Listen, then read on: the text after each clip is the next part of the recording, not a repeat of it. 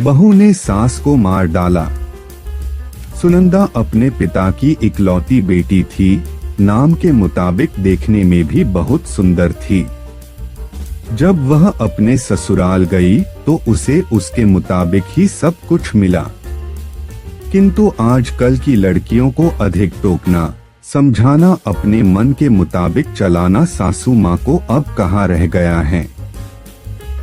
एक कहावत तो आपके सुनी ही होगी, जो किया बहू से टकरार, खो दिया उसने बेटे का प्यार। इस कहानी के मुताबिक सुनंदा की सास सुनंदा को हमेशा समझाती, बहू ऐसा करो, ऐसा न करो। नई नवेली बहू को थोड़े ही दिनों में अपनी सासू माँ से चिढ़ पैदा होने लगी। इस प्रकार यह सिलसिला आगे की ओर बढ़ता गया। एक दिन सुनंदा के घर कुछ मेहमान आने वाले थे। सासू माँ बोली, बहू आज कुछ अच्छी अच्छी व्यंजन बनाओ और मेहमानों के लिए चाय नाश्ता का इंतजाम भी अच्छी तरह से होनी चाहिए। बस अब क्या था, इतना सुनते ही सुनंदा गुस्से से लाल हो गई। उसने जल भून कर उस दिन तो काम किया, लेकिन उस दिन के बाद सुनंदा ने चाल चलना शुरू किया। सास जैसा कहती वह ठीक उसके विपरीत करती थी। सास ने भी पुरानी कहावत के मुताबिक बहू को उसके माता पिता को गाली देना, उसे कोसना और बड़बड़ाना शुरू कर दिया। दोनों सास बहू में आनाकानी हमेशा चलता रहता था। एक दिन सुनंदा अपने पिता के घर रोती पिटती पहुंच गई। वह अपने पिता से बोली, पिताजी आप तो डॉक्टर हो, मुझे कुछ ऐसी दवा दीजिए जिसे खिलाकर वह बुढ़िया गूंगी हो जाए, क्योंकि वह मुझे गंदी गंदी गलियां देती हैं।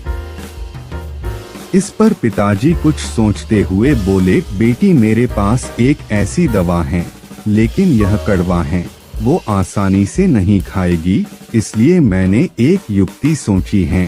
तुम हर रोज 1 महीने तक यह दवा अपनी सास को खाना में मिलाकर खिलाती रहना। ठीक 1 महीने में वह पूरी तरह गूंगी हो जाएगी। लेकिन हाँ, यह दवा थोड़ा कड़वा है, इसलिए तुम खाना इतना प्यार से खिलाना कि उसे पता ही ना चले। दवा लेकर सुनंदा खुशी खुशी अपने घर आई और पिता के कहे मुताबिक अपना काम शुरू कर दी। अब सास जो कुछ भी कहती उसे वह मानती और उलटकर जवाब भी नहीं देती, क्योंकि वह जानती थी कि बुढ़िया तो अब महीने भर में गूंगी होने वाली हैं, बोले जितना बोलना है। उसके बाद वह चैन से रहेंगी।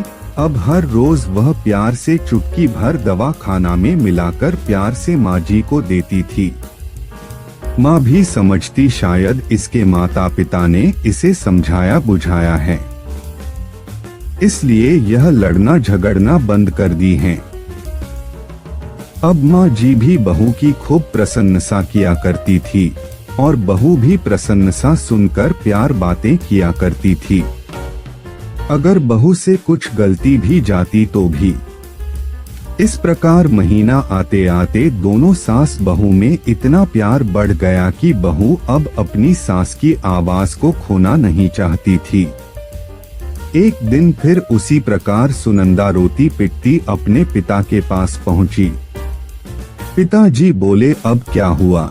सुनंदा बोली, पिताजी अब क्या होगा, मेरी सास बहुत अच्छी है, मैं उसकी आवाज खोना नहीं चाहती, वह मुझसे प्यार से बात करती है। अब मुझे कोई ऐसी दवा दीजिए जो कि मेरी माँ जी को दिया हुआ दवाई का असर काट सके और वह गूंगी ना हो पाए। इस पर पिताजी हंसते हुए बोले, बेटी तुम रोना धोना बंद करो और खुशी से रहो। जो दवा मैंने तुम्हें दिया वह कोई दवाई नहीं था, वह रिश्तों में घुली कड़वाहट उतरने की तरकीब थी। अगर मैं ऐसा नहीं किया होता तो तुम शायद आज नहीं सुधारी होती। बेटी इसी प्रकार यदि तुम अपनी सास के साथ अच्छे से रहोगी तो वह भी तुम्हें अपनी बेटी के समान प्यार करेगी। अब सुनंदा को सारी बातें समझ में आ गई थी, उसे अपनी गलती का एहसास भी हो गया था। वह वापस अपने ससुराल चली आई। इसके बाद दोनों सास बहू प्यार से रहने लगी। उनके बीच स्नेह और अपनापन का भाव आ गया और घर खुशियों से भर गया।